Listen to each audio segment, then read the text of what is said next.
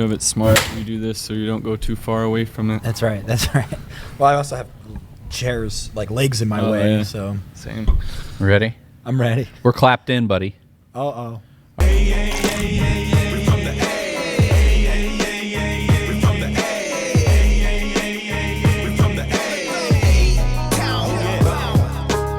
Welcome to the show. What up, everybody? Local. Hey.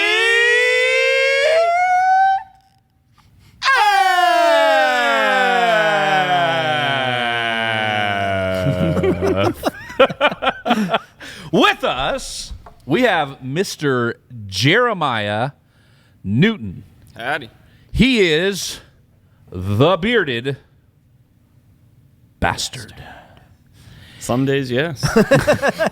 Some days he's just bearded, some days he's just a bastard, and some days he's both. So Jeremiah is a Austin business owner, and he is a trailblazer, a pioneer, a first mover in what he told me at the time he thought was a trend, which is the beard lifestyle, the beard movement. So you were an early mover on that. What made you decide I'm going to become a part of the beardsman community? This story is all back asswards, by the way. So I had always wanted to grow like epic facial hair. First of all, I'm named after Jeremiah Liver Eaton Johnson, like the most famous mountain man in history. My dad is one sexy Robert Redford looking motherfucker. It's one of my dad's favorite movies, Jeremiah Johnson. And he looks very much like Robert Redford in that movie. Nice. Yeah, you met my father. Mm-hmm. And so, like, it was, what is that, Movember. Oh, yeah. Which is the reason, like, I was able to do it, because my ex-wife hated my mustache. She called it a pedistache. Mm-hmm. And really, it probably was. So I grew the beard out for like a month, right? And then I shaved it all down right before, which is also not what you're supposed to do for Movember, but I never do what you're supposed to. Right. We gave to charity. That's what mattered. Then I started using product, and I just couldn't find anything. This used to be one of the most uncontrollable things absolutely ever. And I had my mustache like 5 to 7 inches, somewhere right around there. And so I've been cooking and making things my whole life. So I was like, this has to be whatever. So I looked up a recipe, and it was like from the 1780s or 1870s or something like that. And it was horrid. So I was all like, well, it's just like cooking. This does this, this, this. And I made a mustache wax. Well, I'm a scent junkie. Mm-hmm. Right. Like, I'm the kind of person who would smell a trash can when I was a kid. I have autism in my defense. Mm-hmm. And I put this blend in that I've always worn on myself. And I had friends in the Austin Facial Hair Club and all those sort of things. So I just gave my friends some of the tents. And they were like, you're going to turn this into a company and make this. And if you're not, we're going to kick your ass, and we're going to take this formula, and it's going to be ours. So I was like, you know what, whatever. And this is how many years ago now? 2011. Oh, okay. Wow. And the thing about the name, it's actually, I can be a real bastard. Let's just put it that way. Mm-hmm. But I always like to think I have the most amazing friends, just like you guys. Mm-hmm. And back then I had one of the #1 party blogs. And so I just wanted to introduce people to the coolest people. And it was my ex-wife called me a bearded bastard. Yada, yada, yada. Term of endearment, obviously. Right. It was. So I bought the website 2 weeks before I even made the product. Yeah. And my ex-wife was just all like, it kind of fits. Why don't you just call it that? And I was like, yeah, sure, screw it. Yeah. And within 9 months, I was featured in New York Times. I think we grew like 300% the second year, 600% the next, something like that. And so it wasn't even anything. I wasn't trying to start a company. It's what my whole life has been. Generally, I just stumble like a dumbass into whatever, and then the next thing I know, it's succeeding. It's happened most of my whole life when I actually care about something a little, or even if I don't care about it. I'm a man thinking about growing a beard. Okay. What tips do you have? Is first and foremost growing the beard, or So it depends on your level of want. Okay. I grow a beard because I hate shaving. Okay. And it looks good on me. Right. I mean, that's why I grow it. So for me, it's just a simple regimen. Like, it's just a good, gentle pH 5.5 around there. So it's just super gentle on the face. Okay. And then it's just basically how you treat your face. It's like, a boar's hairbrush is great for sloughing off the dead skin. Okay. And Do you do that on the whole revitalizing. face, No, or just in the beard? like right in here. Okay. Like right around where you're going to see the hair, Okay. and then also right under here where you start to get all those stragglers and Yep. whatnot. The best way, when you're out of your shower, make sure you're damp drying your beard. Use a very gentle towel. Then basically you throw the beard oil on it. You can use about half as much if the beard is damp dry. Okay. Then you just brush it. If you want to take a comb to do the finite work, or if you want to take a little bit of mustache wax to get all the train in, it's fairly simplistic. So before you were the bearded bastard, what were you doing before then? So I've lived more lives than most people that I'm aware of. I faced 20 years in the state penitentiary when I was 22 for being a mid-level drug dealer. I was a DJ at a strip club at 19. I was a youth pastor underling for 4 years, and I ran a youth center after I got in all the trouble and I had to be on probation. Then I was in a pilot car company transporting loads all across the United States, made like $300 and some thousand dollars, just stumbled into that. I used to be a known knife maker, flint knapping specifically. Our stuff is in museums and private collectors. I used to do poetry and writing when I was a kid, and then my photography has won awards. So just kind of a nondescript, kind of just like under the radar kind of life is what I'm picking up. Yeah. Ho hum. I go off and on of like extreme, almost agoraphobic, like staying in my house, almost being a neat. Right. To the showman comes out occasionally, and I just get interested enough in life, and then I go after it. And if it's too much, I disappear again. It's been a part of my autism, so I'll go off in the world and do my thing. It'll get too much for me. I'll be done with it. I'll disappear for a while, rebuild myself, do whatever I want, and the next thing I know, something's succeeding again on me. Well, so you've done this 8 years with Bearded Bastard. Would you say that this might be the thing that sticks? Man, I can't Don't even trap tell you, me like that. I can't even tell you tomorrow. I'm not a planner. Okay. I'm a flower. Right. I've always been one of those people that just has insane intuition. Mm-hmm. And part of what I am, I'm a pattern kind of recognition savant. Okay. I'm an idiot savant, which means I'm an idiot half the time or more. And then savantism occurs, like perfuming. I didn't even know. I know I've always been into scent.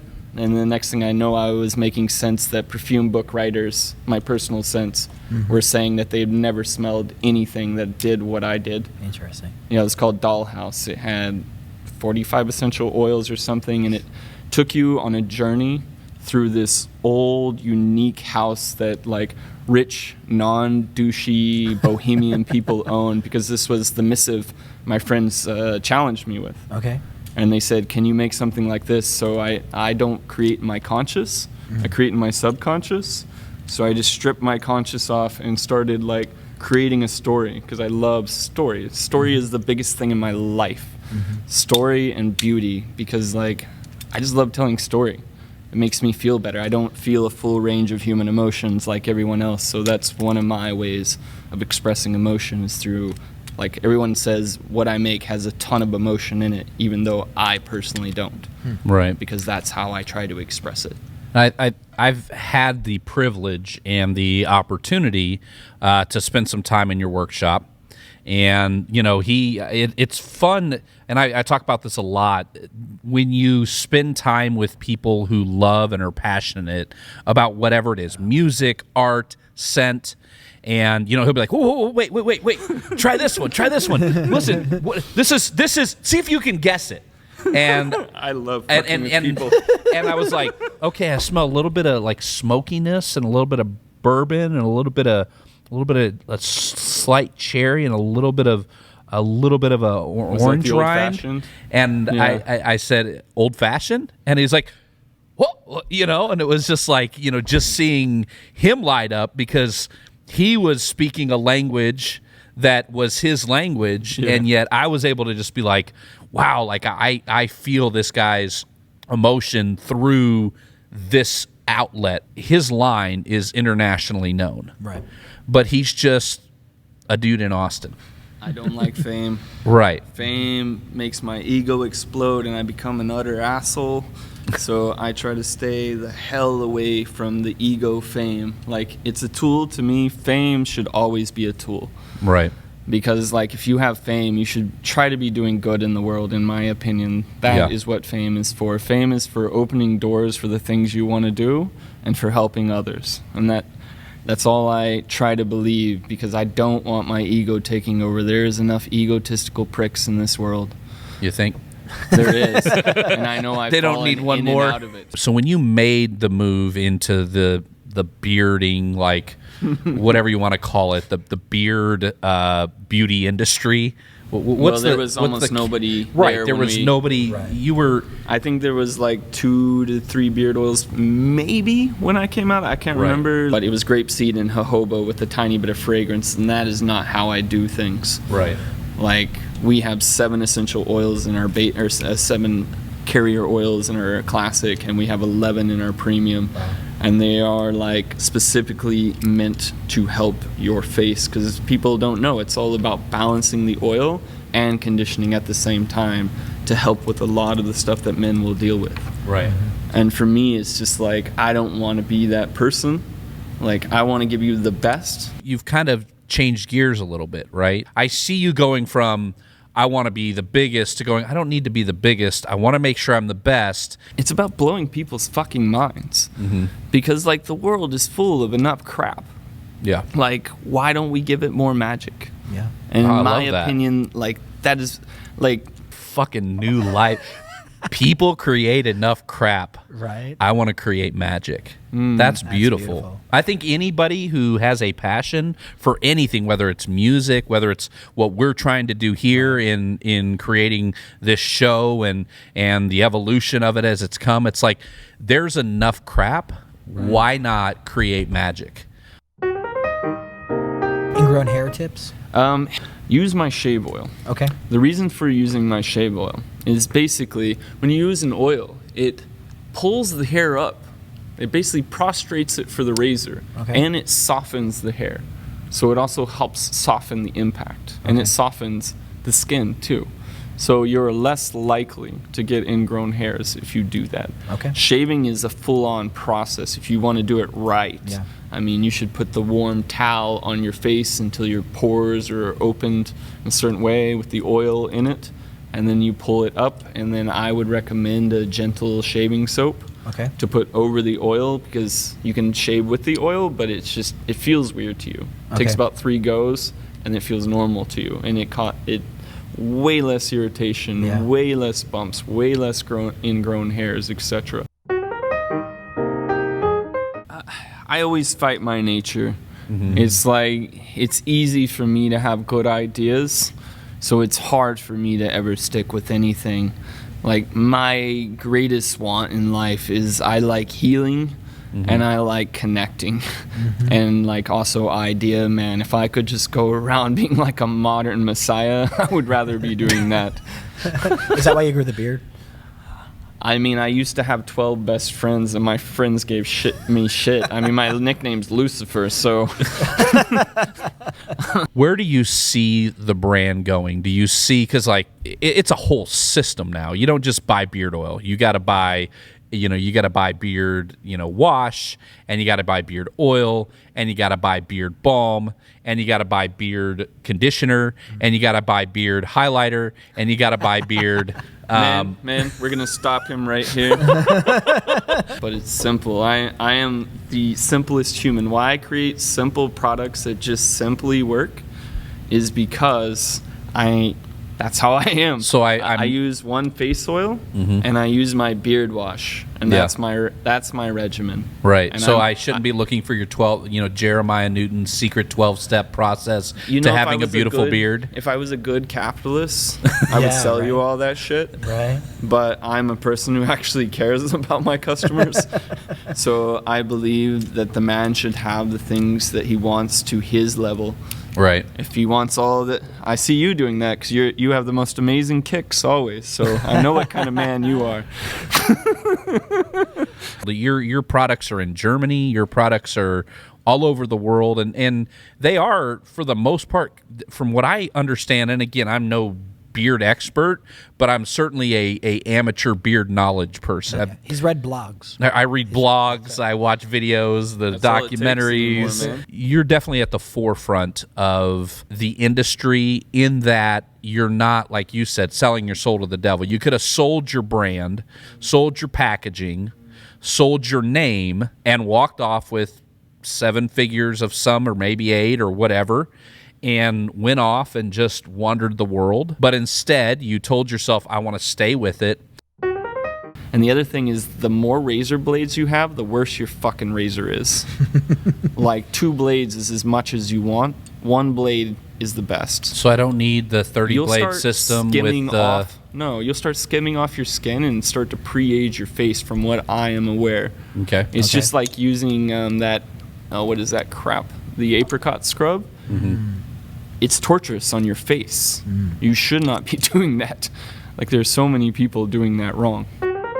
I tried to grow a beard in my early 20s. Oh, man. Could not do it. Me neither. My cousin, full beard, 18 years old, thick, you know what I mean? I had My a brother's mustache 15.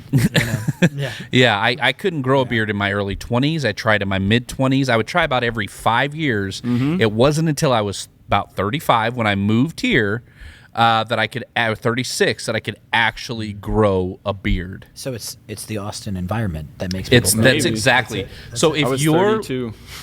so if you are afar and you want to grow a beard, there's something in the Austin air that allows us to have the Making more world's... people move here? Why are you doing that? Why are you doing That's that? the premise of our show. They're going to come anyway. Okay, you guys. You come on. Folks, there's a lot of crap out there. Why not make magic? That's right. Thank you, Jeremiah. Thank you, Jeremiah. Cause you won't tame us. This is how we hold in Austin. We won't never change up. Hey, hey, hey, hey, hey.